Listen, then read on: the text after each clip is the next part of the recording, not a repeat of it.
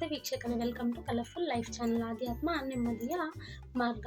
ವೀಕ್ಷಕರೇ, ನಿಮಗೆಲ್ಲ ಇವತ್ತೊಂದು ರೆಮಿಡಿನ ಹೇಳೋಣ ಅಂತ ಬಂದಿದ್ದೀನಿ. ಯಾರ್ಯಾರಿಗೆ ಸಾಲ ಬಾಧೆ ಇದೆಯಾ, ಯಾರು ಎಷ್ಟು ದುಡಿದ್ರೂ ಅದು ಕೈಯಲ್ಲೇ ನಿಲ್ತಿಲ್ಲ, ಎಷ್ಟಾದರೂ ಖರ್ಚು, ಎಷ್ಟು ದುಡಿದ್ರೂ ಸಾಲ ಕಟ್ಟು ಇದೇ ಆಗೋಗ್ಬಿಡುತ್ತೆ. ಹಾಗಿದ್ರೆ ನೀವು ಇದೊಂದು ಚಿಕ್ಕ ಕೆಲಸ ಮಾಡಿದ್ರೆ ಸಾಕು, ನಿಮ್ಮ ಸಾಲ ಕ್ರಮೇಣ ಕಡಿಮೆ ಆಗುತ್ತೆ. ಹಾಗಾದರೆ ಅದು ಏನು ಅಂತ ಅಂದರೆ, ನೀವು ಮನೆ ಒರೆಸ್ಬೇಕಾದ್ರೆ ಒಂದು ಇಡೀ ಕಲ್ಲುಪ್ಪಷ್ಟು ಹಾಕಿ ಮನೆ ಒರೆಸ್ತಾ ಬರಬೇಕು.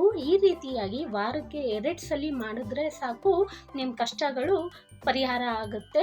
ಕಾಲ ಕಳೀತಾ ಕ್ರಮೇಣ ನಿಮ್ಮ ಸಾಲ ಬಾಧೆ ಕೂಡ ಕಮ್ಮಿ ಆಗುತ್ತೆ. ಆದರೆ ಒಂದು ನೆನ್ಪಿಟ್ಕೊಳ್ಳಿ, ಗುರುವಾರ ಮನೆ ಒರೆಸಂಗಿಲ್ಲ.